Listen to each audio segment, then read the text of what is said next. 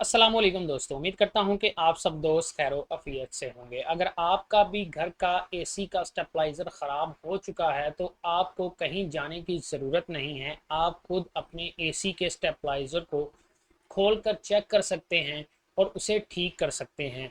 आपको मुकम्मल तौर पर वीडियो में दिखाऊंगा और समझाने की कोशिश करूंगा कि अगर आपका भी एसी का स्टेबलाइज़र 12,000 वाट का एसी का स्टेबलाइज़र ख़राब हो जाता है, उसमें सप्लाई नहीं आती, तो उसमें सप्लाई ना आने की क्या वजह है, आपको मुकम्मल तौर पर समझाऊंगा और इसके बारे में बताऊंगा कि किन किन वजूहात से आपके स्टेबलाइज़र में कोई ना कोई ख़राबी आ सकती है। तो चलिए दोस्तों, वीडियो शुरू कर लेते हैं। लेकिन वीडियो शुरू करने से पहले आप दोस्तों से गुजारिश है कि हमारे चैनल को सब्सक्राइब कर लें और बेल के बटन को दबा दें ताकि हर आने वाली वीडियो का नोटिफिकेशन सबसे पहले आपको मिलता रहे।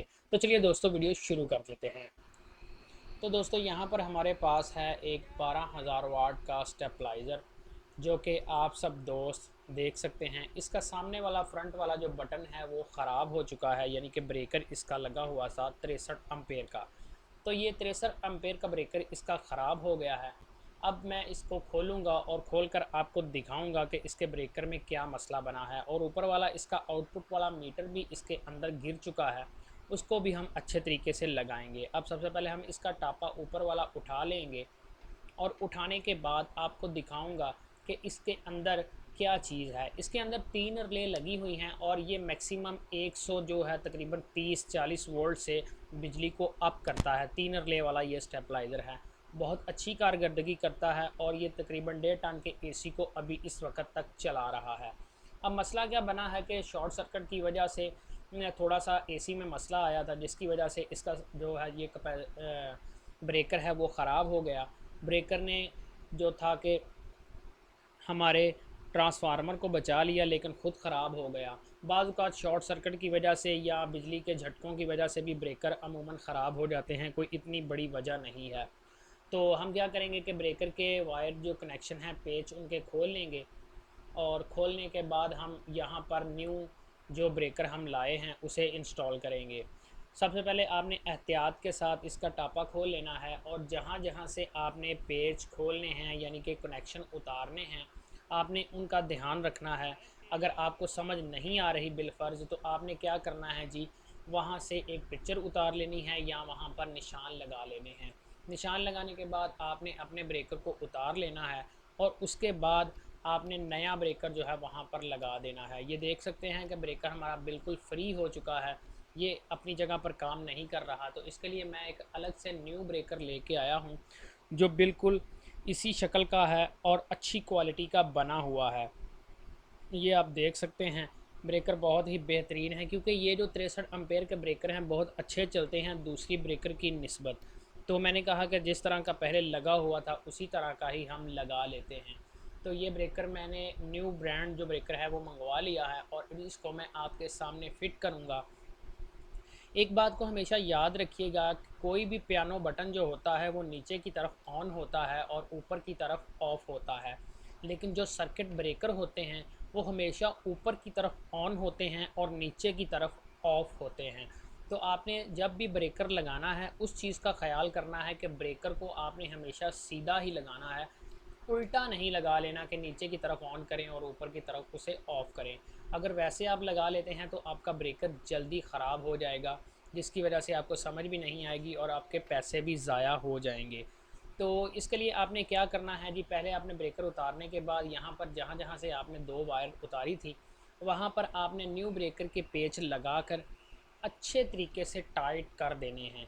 अगर इनमें ज़रा सी भी लूजिंग रह जाएगी तो जब हमारा एसी चलेगा तो हमारी जो कारकर्दगी है वो अच्छे तरीके से नहीं आएगी और यहाँ पर ये हीट होना शुरू हो जाएगा और कुछ ही दिनों के अंदर अंदर यहाँ से या तो हमारा वायर का जोड़ सड़ जाएगा, मेल्ट हो जाएगा, या हमारा ब्रेकर जो है वो ख़राब होना शुरू हो जाएगा और हमारा ब्रेकर जल जाएगा।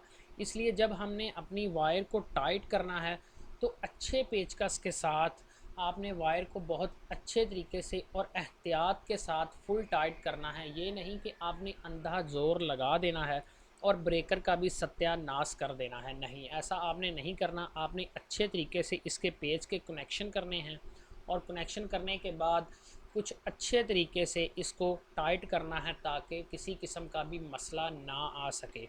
तो उम्मीद है कि आपको समझ आ रही होगी जिस तरह से मैं आपको बिल्कुल लाइव प्रूफ आहिस्ता आहिस्ता समझाने की कोशिश कर रहा हूँ। वीडियो लंबी बनाने का मकसद सिर्फ यही है कि आपको अच्छे तरीके से समझ आ जाए।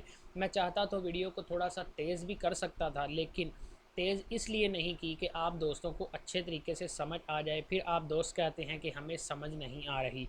तो इसीलिए Aahista Aahista step by step आपको मैं समझाने की कोशिश कर रहा हूँ। यहाँ पर हमने ब्रेकर फिट करने के बाद एक दफ़ा ब्रेकर को ऑन करके चेक किया है, लेकिन ब्रेकर हमारा ठीक है। अब हम क्या करेंगे कि प्रॉपर तरीके के साथ जहाँ से हमने ब्रेकर को उठाया था, निकाला था, वहाँ पर ही ब्रेकर को आगे फिक्स कर देंगे। और ब्रेकर के पीछे इसकी एक स्पोर्ट लगी हुई है जो ब्रेकर को पीछे आने नहीं देती। तो इसको सीधा करके हम साथ वाले पेच में नट में सीधा करके डाल लेंगे और इसके आगे एक छोटी सी ब्रीक वाशल रखेंगे और वाशल रखने के बाद इसके आगे इसका नट लगा देंगे और नट को भी अच्छे तरीके से टाइट कर देंगे और वहाँ तक टाइट करेंगे जहाँ तक इसकी लूजिंग ना हो। जब यहाँ तक हम इसकी लूजिंग ना होगी वहाँ तक हम जब इसे टाइट कर देंगे तो फिर हम अपने ब्रेकर को ऑन करके देखेंगे क्या वाकया ही हमारा ब्रेकर टाइट हो चुका है और अच्छे तरीके से काम भी कर रहा है या नहीं। तो चलिए दोस्तों, इसे ज़रा थोड़ी देर में फिट कर लेते हैं, फिर मैं आपको बताता हूँ कि आपने इसके बाद क्या करना है। ये देखिए अभी थोड़ा सा हमारा ब्रेकर लूज़ है। हम फिर क्या करेंगे कि इसके पेच को आगे लगे हुए नट को थोड़ा सा मज़ीद टाइट करेंगे ताकि हमारा ब्रेकर जो लूज़ है उसकी लूजिंग ख़त्म हो जाए। अब ये जो मीटर है इसे हम लगा देंगे। ये मीटर आपने देखा था कि मीटर गिरा हुआ था, अब हम मीटर को भी अच्छे तरीके से फ़िक्स कर देंगे ताकि हमारा मीटर जो है वो भी अच्छे तरीके से चल जाए। वायर को चेक कर लें, छोटे ट्रांसफार्मर की वायर तो कहीं नहीं निकल गई। अगर आप चेक कर लेते हैं तो फिर आपने क्या करना है जी, अब स्टेबलाइज़र का हमारा ब्रेकर बिल्कुल रेडी है। अब हमने क्या करना है जी, अपने स्टेबलाइज़र का बटन ऑन करके देखना है, लेकिन अभी तक हमने इसे सप्लाई नहीं दी। तो हमने क्या करना है जी, सबसे पहले हमने इनपुट की सप्लाई देनी है। इनके दोनों यानी कि पॉइंट हैं हमारे शू के, तो यहाँ पर हमने एक लीड बनाई हुई है चुटकियों वाली, वो चुटकियाँ हमने लगा लेनी है अपने बटन के, सॉरी, जो हमारा शू है उसके साथ।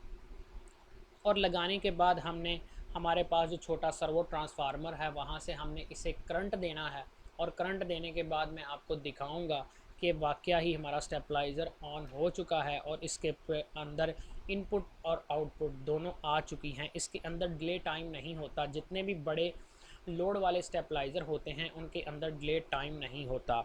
तो दोस्तों, मुझे उम्मीद है कि आपको बहुत अच्छा लगा होगा और आपको इसके बारे में समझ आ भी गई होगी।